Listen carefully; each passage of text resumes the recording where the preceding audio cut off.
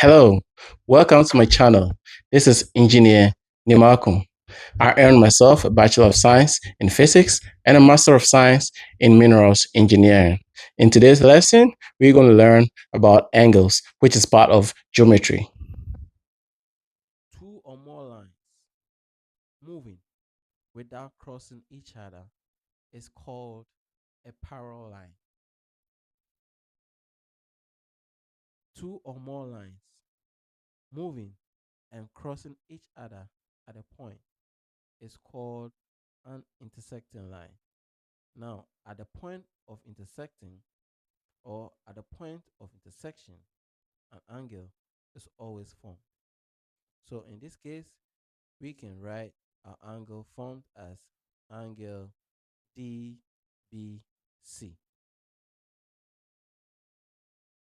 When a line segment moves clockwise or anti-clockwise and comes back to its original position, we say an angle of 360 degrees is formed.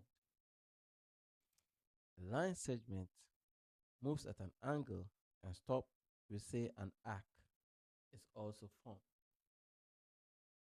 Now, let's talk about the types of angles. Acute angle is always less than 90 degrees.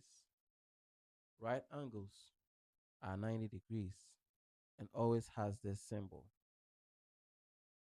Obtuse angles are greater than 90 degrees. Reflex angles are greater than 180 but less than 360 because it doesn't make a full circle. Straight angle are 180 degrees and always on a straight line. Complementary angles add up to form a right angle. Supplementary angle also add up to form a straight angle, that is 90 plus 90. Now, let's use this technique to solve this problem. X plus 35 is always equal to 180 because it is a straight angle. And we learned that straight angles are equal to 180. So whatever you see here should be equated to 180. So it's going to be x plus 35 is equal to 180. Whatever you do on the left hand side of the equation, you do the same at the right hand side of the equation so that we can get rid of 35 here. And then our letters are going to be on the left side and our numbers are going to be on the right side. Now that x is equal to 145, we want to check our answer and see if we were doing the right thing. So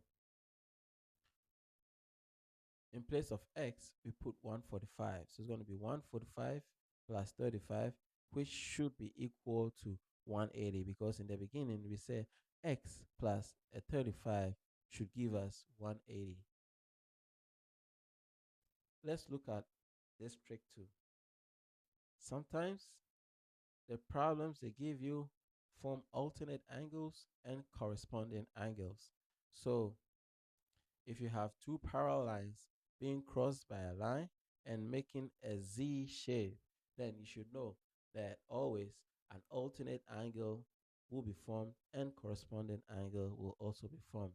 So in this case, A and H are alternate angles. B and G are alternate angles. A and E are corresponding angles. And B and H are corresponding angles.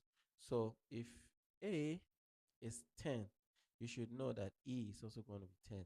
Now, if I have A to be 10, it's the same as this problem. I can solve for B.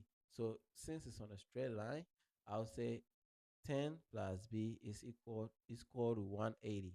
And then I solve for B. If I get B, you should know that I can also solve for D because it is also on a straight line. So I'll say whatever I have here plus D is equal to 180 and I solve for D. If I have B to be, let's say, 10, I know that it's an alternate angle to G, so G is also 10. So you can use the same technique for alternate angles and corresponding angles to get your answers for whatever they ask you on this type of question. Thank you for being part of my class. Hit like, subscribe, and share for more updates. See ya.